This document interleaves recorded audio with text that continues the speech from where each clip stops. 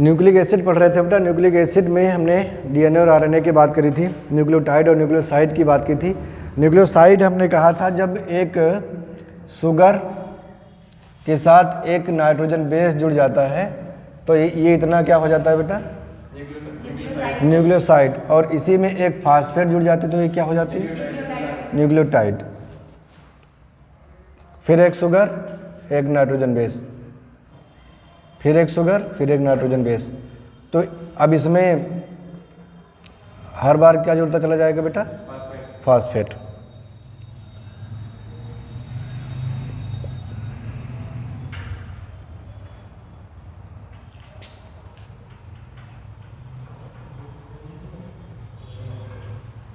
ये बेटा डीएनए का एक स्ट्रैंड होता है इतना, ये डीएनए का क्या है इतना, एक स्ट्रैंड।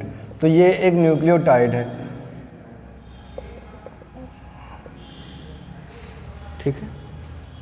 न्यूक्लियोटाइड में आपको हमने बताया था प्यूरिन में लास्ट में सीन जोड़ते हैं, जैसे कि एडेनोसिन, गुआनोसिन, ठीक।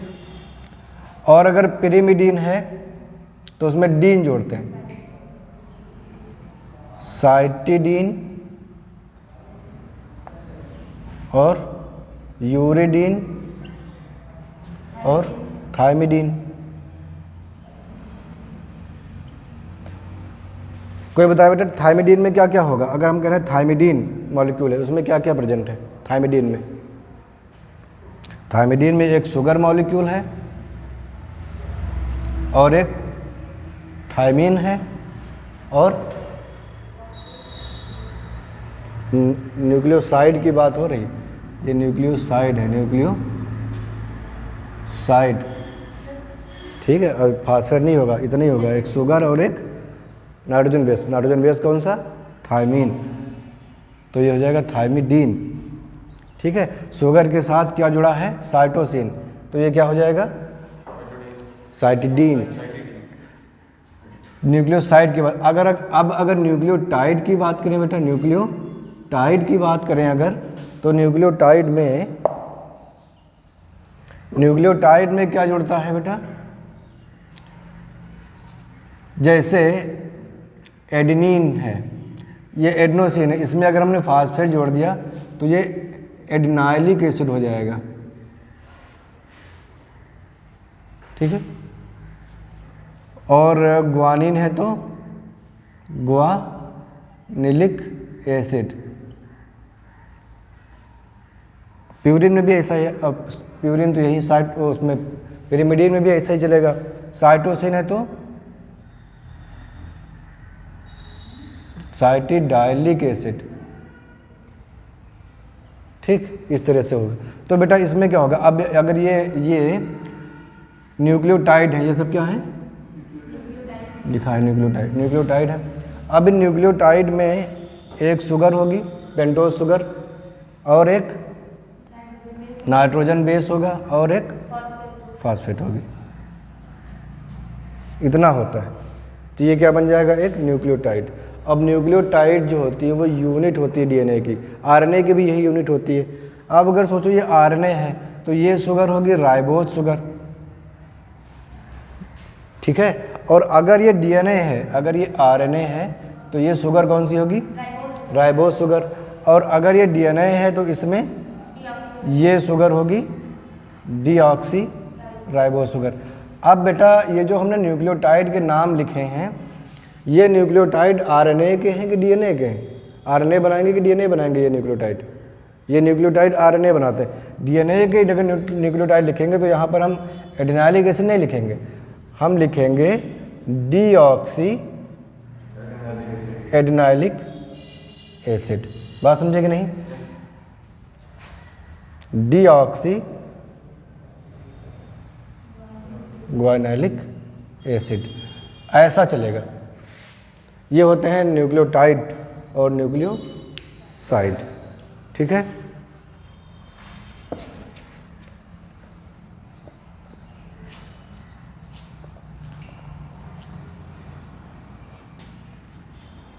डीएनए बेटा ये इनहेरिटेंस के बेसिक मॉलिक्यूल्स होते हैं, और एक जेनेटिक मटेरियल होते हैं डीएनए। ये आगे प्रूफ करेंगे हम लोग, ग्रिफिथ के एक्सपेरिमेंट पढ़ेंगे। सबसे पहले अब हम देख लेते हैं डीएनए की डिस्कवरी। बेटा न्यूक्लिक एसिड की डिस्कवरी के बारे में आपको बताया था, किसने किया था? फ्रेडरिक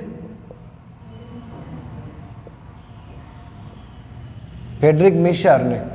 ठीक है, तो डीएनए की डिस्कवरी भी इन्होंने ही की थी।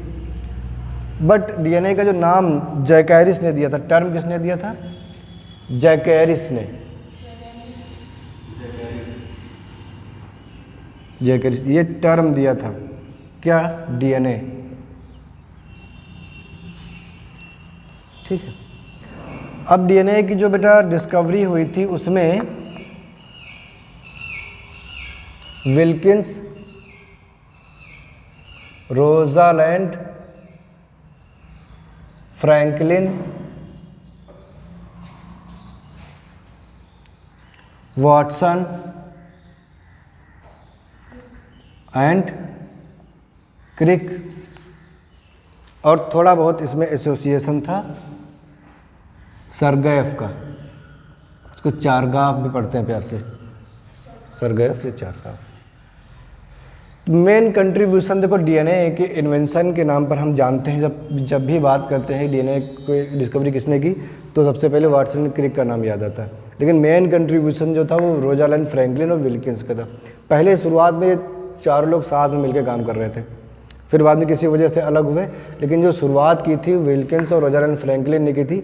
इन्होंने एक्सरे क्रिस्टेलोग्राफी तैयार की थी। किसने बेटा? रोजालैंड फ्रैंकलिन ने एक्सरे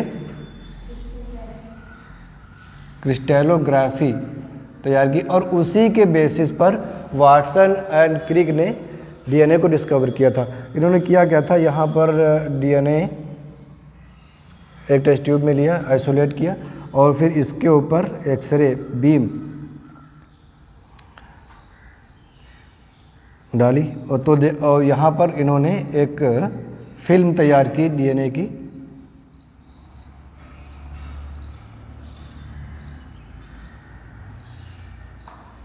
ऐसा स्ट्रक्चर तैयार किया जिसको बोलते हैं डीएनए क्रिस्टेलोग्राफी। इस डीएनए क्रिस्टेलोग्राफी की मदद से वाटसन एंड क्रिक ने डीएनए की डिस्कवरी की थी। हालांकि इन्होंने ज़्यादा कुछ इसके बारे में नहीं बता पाया डीएनए के बारे में, लेकिन उन्होंने एक तरीका बता दिया था कि ऐसे डीएनए, एक मेन शुरुआत उन्होंने कर दी थी। तो डीएनए के बारे में इन्होंने कुछ जानकारी दी, लेकिन सबसे ज़्यादा इसको एक्सप्लेन किया वाटसन एंड क्रिक ने। एंड वाटसन एंड क्रिक को 1962 में नोबेल प्राइज़ दिया गया था। डिस्कवरी इन्होंने की थी 1953 में डीएनए की। ठीक है, तो इन्होंने वाटसन एंड क्रिक ने जब डिस्कवरी की डीएनए की, तो फिर उन्होंने बुक लिखी अपनी।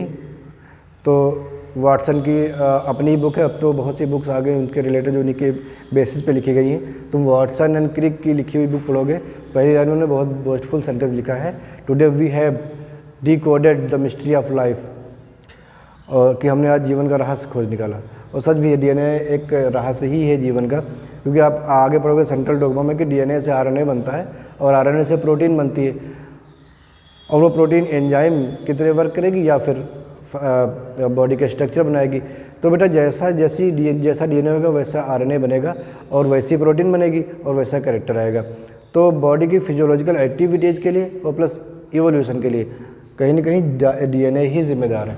तो डीएनए की डिस्कवरी एक तरह की मिस्ट्री ही डिकोड की गई थी, और ये बहुत बड़ी खोज मानी जाती है साइंस की दुनिया में, और इसलिए नोबेल प्राइज़ दिया गया था वाटसन एंड क्रिक को। विल्किंस को भी दिया गया था, बट अनफॉर्चुनेटली रोजालैंड फ्रैंकलिन को नोबेल प्राइज़ नहीं मिल पाया था, क्योंकि नोबेल प्राइज़ का एक रूल होता है कि वो हमेशा जिंदा लोगों को दिया जाता है जो है।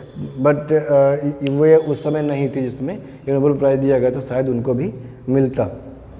ठीक है, अपने यहाँ Mahatma Gandhi was also nominated for Nobel prize, but he was shot dead before he got.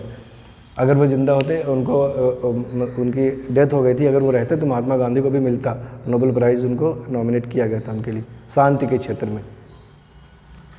ठीक है, हर एक फील्ड में मिलता है, साइंस की फील्ड में मिलता है, आर्ट के फील्ड में मिलता है, और पीस के हर एक अलग अलग कई क्षेत्र होते हैं जिनमें नोबेल प्राइज़ दिया जाता है, इनको मिला था। उसके बाद एक Nobel and Nobel prize committee रखी गई थी कि जितने भी नोबेल प्राइज़ हैं दुनिया भर के साइंस फील्ड के, उनमें से नोबेल ऑफ नोबेल चुना जाएगा, सिलेक्ट किया जाए। तो उसमें भी Nobel prize Nobel of Nobel Watson and Crick को ही मिला था डीएनए के लिए।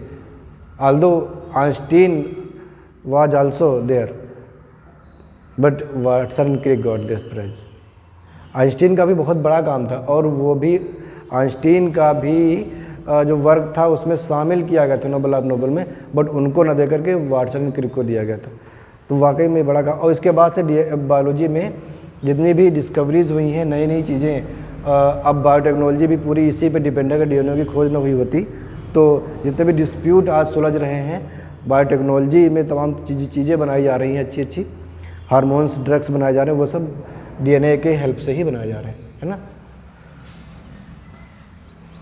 तो वाटसन एंड क्रिक ने डीएनए की डिस्कवरी की थी। ये जो डिस्कवरी इन्होंने की थी बेटा, वो डबल हेलिकल मॉडल इन्होंने किया था। तो पहले डबल हेलिकल मॉडल बेटा क्या है, डीएनए का सेकेंडरी स्ट्रक्चर है। प्राइमरी स्ट्रक्चर हमने आपको बताया, प्राइमरी स्ट्रक्चर क्या है, डीएनए का प्राइमरी स्ट्रक्चर क्या है बेटा।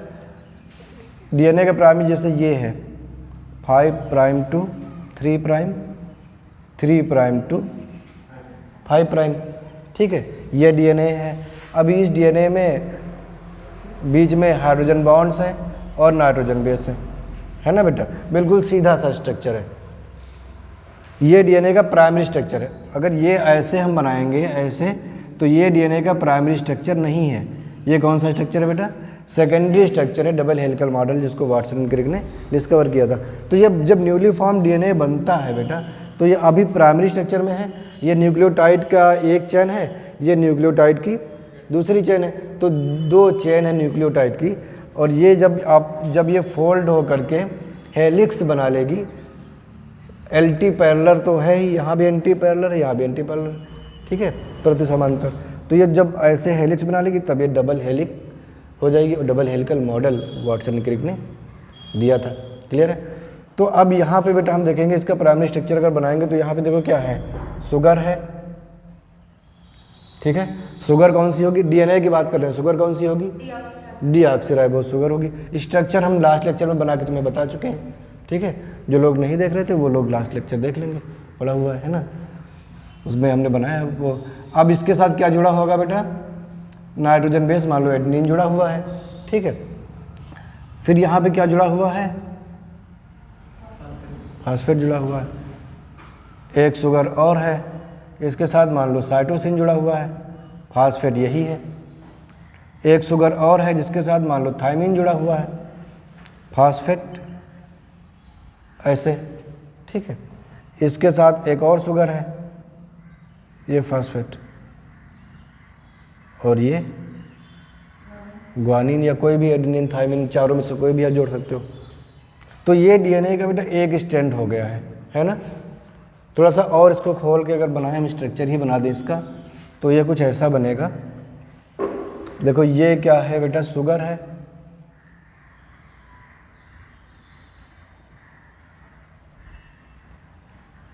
ये बेटा ये सेकंड है, यहाँ पर H होगा, यहीं से यहाँ पे OH होगा, यहीं से भी ये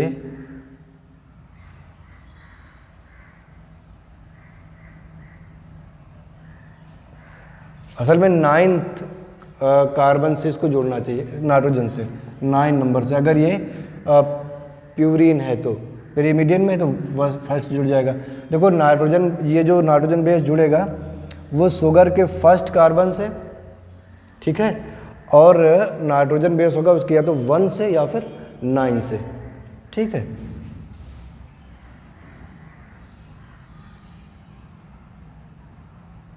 ये ऐसे जुड़ गया। तो बेटा ये क्या जुड़ गया बताओ, एडेनिन जुड़ गया ना ये। अरे रुको, अब ये एडेनिन जुड़ गया कि नहीं, है ना, एडेनिन जुड़ गया ये। अब ये क्या बन गया, एडेनोसिन बन गया है, एडेनोसिन बन गया ना।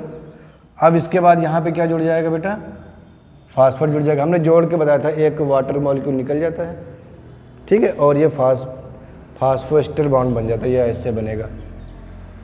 ठीक है,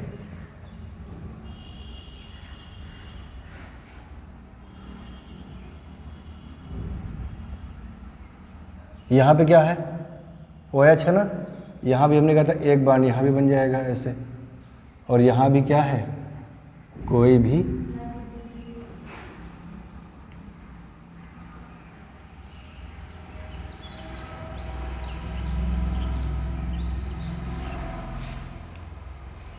अब देखो बेटा, ये एक न्यूक्लियोटाइड है कि नहीं है, ये NH2, ये क्या है, साइटोसिन है। ठीक है, एक ये न्यूक्लियोटाइड है फास्फेट के साथ जुड़ा हुआ है, दूसरा ये न्यूक्लियोटाइड है जो फास्फेट के साथ जुड़ा हुआ है। तो वही तो है शुगर, फास्फेट और नाइट्रोजन बेस। शुगर, फास्फेट और नाइट्रोजन बेस। फास्फेट क्या है, दो में कॉमन है एक, तभी तो। अब देखो ये क्या है, फास्फोएस्टर बॉन्ड है, ये क्या है, ये भी फास्फोएस्टर बॉन्ड है, तो दोनों को मिला के क्या कहेंगे, फास्फोडाइएस्टर बॉन्ड। फास्फोडाइएस्टर बॉन्ड क्या करता है, दो न्यूक्लियोटाइड को आपस में जोड़ता है। ठीक है, और ये बॉन्ड कौन सा है बेटा, कहाँ हाइड्रोजन, हाँ, ग्लाइकोसिडिक बॉन्ड है, इसको हम एन ग्लाइकोसिडिक बॉन्ड कहेंगे, है ना, नाइट्रोजन से जुड़ा है, क्या कहेंगे, एन ग्लाइकोसिडिक बॉन्ड। अब अच्छा, यहाँ से कोई दूसरा अब ये एक स्टैंड है, अब देखो ये कौन सा है, 5 प्राइम टू 3 प्राइम। क्यों ऐसा बोलते हैं, यहाँ पर 5 प्राइम पे OH फ्री है, यहाँ पे 3 प्राइम पे OH फ्री है। अब अगला जो नीचे आएगा वो किस पे जुड़ेगा, फास्फेट 3 पे जुड़ेगा। ऊपर अगर कोई जुड़ना चाहेगा तो किस प्राइम पे जुड़ेगा, 5 प्राइम पे जुड़ेगा। 5 प्राइम ही तो फ्री है ना ऊपर, नीचे कौन सा प्राइम फ्री है, 3 प्राइम। तो ये 5 प्राइम 3 प्राइम, ये वाला स्ट्रैंड जो है ये यहाँ पे हमने बनाया। ठीक है, इसको बना के और देख लो, यहाँ पर एक और शुगर बना लो चाहे तो।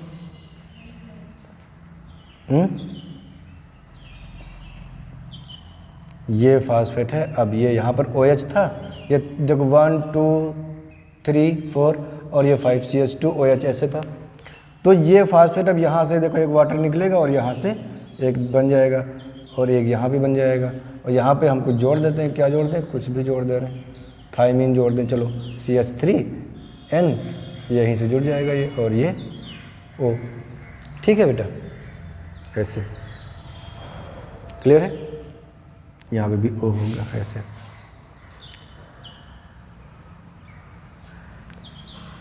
ये अगर हम देखें तो ये है इतना साइटिडाइलिक एसिड, ये है एडिनाइलिक एसिड।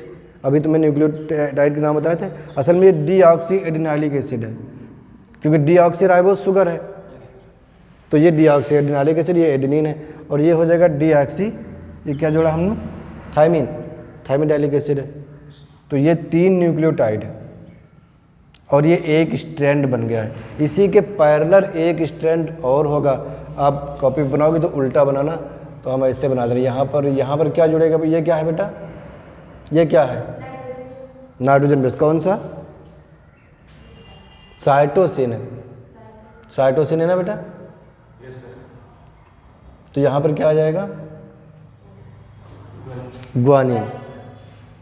ये कौन सा है, एडेनिन, यहाँ पे क्या आ जाएगा, थायमिन। ये कौन सा है, थायमिन, यहाँ पे क्या आ जाएगा, एडेनिन। अब इसके साथ जुड़ी है शुगर, यहाँ पे जुड़ी है फास्फेट, यहाँ पे जुड़ी है फास्फेट, यहाँ पे जुड़ी है फास्फेट, है ना बेटा। हाँ, अब यहाँ बीच में कौन सा बॉन्ड होगा बेटा, हाइड्रोजन बॉन्ड होगा। यहाँ पे 2 हाइड्रोजन बॉन्ड होंगे और यहाँ पर कितने हाइड्रोजन बॉन्ड होंगे बेटा, ये कौन सा, साइटोसिन और ग्वानिन है, ग्वानिन। यहाँ पे तीन बॉन्ड होते हैं, 3 हाइड्रोजन बॉन्ड होते हैं, और यहाँ पर 2 होंगे। यहाँ पर कितने होंगे बेटा, ये क्या है, एडेनिन और थायमिन, तो 2 हाइड्रोजन बॉन्ड हो जाएंगे।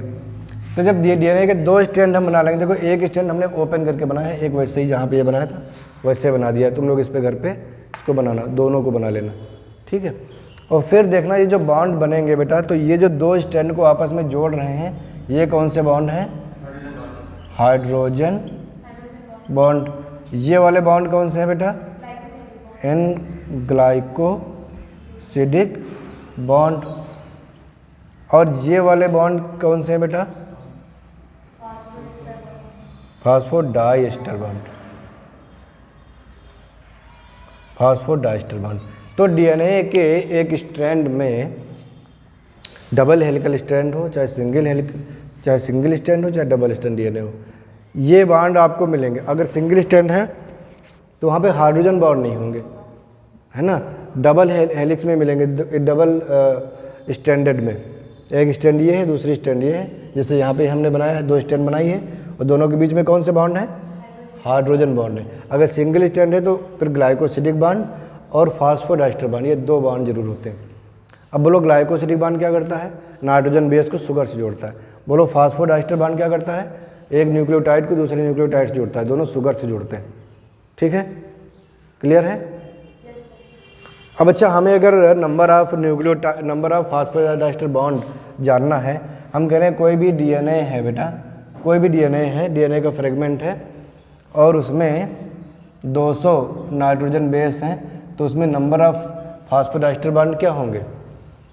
तो ऐसे निकाला करो, जब भी फास्फोडाइएस्टर बॉन्ड के नंबर पूछे जाएं तो नाइट्रोजन बेस -1, n-1, या n भी ना लिखें, डायरेक्ट हम n-1 लिख दें, n माइनस नाइट्रोजन बेस के नंबर। ठीक है, तो 200 नाइट्रोजन बेस हैं, तो बेटा 200 बेस पेयर हैं। ठीक है, तो इसमें फास्फोडाइएस्टर बॉन्ड कितने होंगे? फास्फोडाइएस्टर बॉन्ड कितने होंगे इसमें? 199। कैसे निकाला बेटा? 100। बहुत बढ़िया बेटा, शाबाश, तुम ही मेरा नाम रोशन करोगे। देखो, एक कम करोगे तो 199 तक तो ठीक है, लेकिन 199 भी तब ठीक है जब ये पूछो कि सर ये डीएनए डबल स्टैंडर्ड है कि सिंगल स्टैंडर्ड है, तब आंसर सही दे पाओगे। फास्फोडाइएस्टर बॉन्ड तो बेटा सिंगल स्ट्रैंड में भी मिलेंगे, इस सिंगल स्ट्रैंड में भी मिलेंगे, तो डबल स्ट्रैंड का डीएनए है या सिंगल स्ट्रैंड है, दोनों में अंतर तो आएगा ना। बोलो, ये जो फार्मूला लिखा है ये हमने लिखा है सिंगल स्ट्रैंडर्ड डीएनए के लिए। कैसा डीएनए हो? सिंगल स्ट्रैंडर्ड डीएनए हो। अगर डबल स्ट्रैंडर्ड डीएनए है तो उसका फार्मूला हो जाएगा n-2। देखो, एक स्ट्रैंड में हमने 1 कम कर दिया तो दूसरे में भी 1 कम कर देंगे, तो 2 कम कर दो। अगर डबल स्ट्रैंड डीएनए है, अगर क्वेश्चन लिखा हुआ है in double standard DNA fragment there are 200 nitrogen base, then how many phosphodiester bonds are present there? तो क्या बताओगे बेटा? तब तुम्हारा आंसर क्या जाएगा? डबल स्टैंडर्ड डीएनए है 198। ठीक है,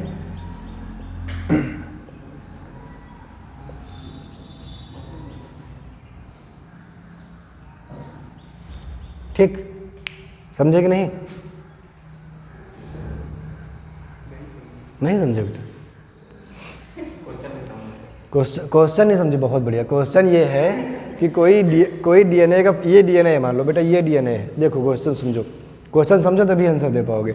ये डीएनए है, इस डीएनए में 200 बेस पेयर हैं। कितने? 1 2 3 4 ऐसे 200 हैं। कितने हैं? 200 है। तो इसमें बेटा फास्फोडाइएस्टर बॉन्ड कितने होंगे? तुम्हें शुगर नहीं बताया हमने, तुम्हें न्यूक्लियोटाइड के नंबर नहीं बताए हमने, ठीक है। तुम्हें बस केवल हमने बेस पेयर बताए हैं और हमने तुमसे क्या कहा है? फास्फोडाइएस्टर बॉन्ड के नंबर बताओ कितने होंगे। अब क्वेश्चन समझ में आया? तो अगर ऐसा दिया हो तो हम करेंगे n-1, अगर सिंगल स्ट्रैंड डीएनए पूछे। अगर हम तुमसे केवल इसमें पूछें बेस, तो फास्फोडाइएस्टर बॉन्ड बताना है, या अगर दोनों में पूछें तो n-2 कर देना है। समझे कि नहीं? अच्छा, न्यूक्लियोटाइड भी बता दोगे? ऐसे ही बता दोगे ना आराम से, जितने बेस पेयर उतने न्यूक्लियोटाइड, और उससे 1 कम फास्फोडाइएस्टर बॉन्ड। हाइड्रोजन बॉन्ड पूछे तो बता पाओगे? हाइड्रोजन बॉन्ड बता पाओगे? ऐसे ही नहीं बता पाओगे, ट्राई भी नहीं कर पाओगे, क्योंकि नहीं, सुनो पहले।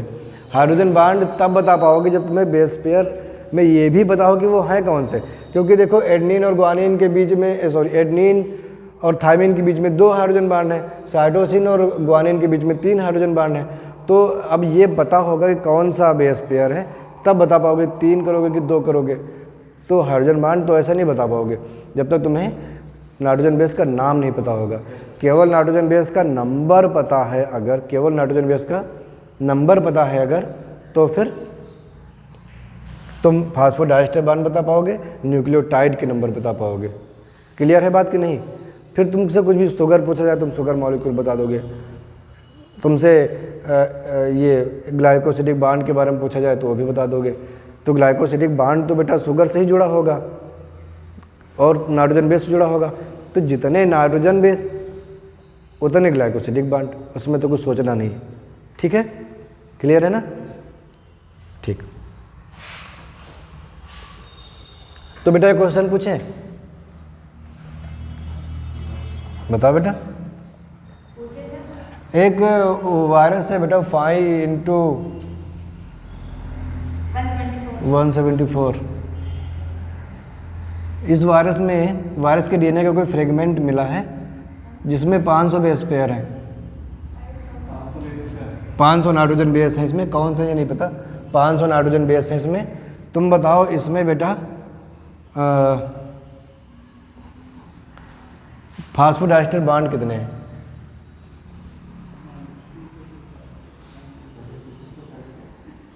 फाइव इंटू 174 बैक्टीरियोफेज वायरस है। हाँ बेटा,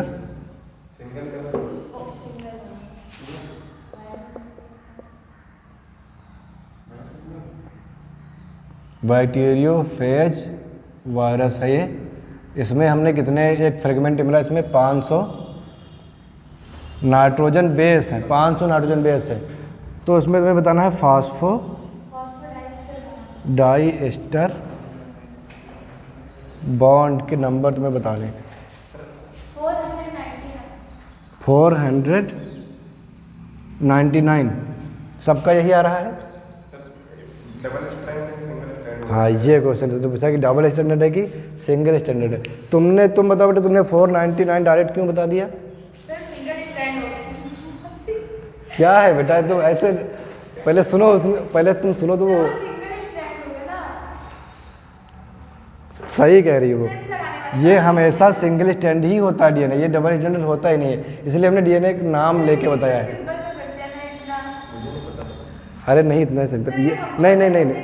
अब ये पता है कि ये सिंगल स्टैंडर्ड है, तब तो कर पाओगे, नहीं पता है तो क्वेश्चन में ये दिया नहीं हुआ है, फिर तो तुम यही सिंगल लगाओ फिर, है ना? ना बेटा,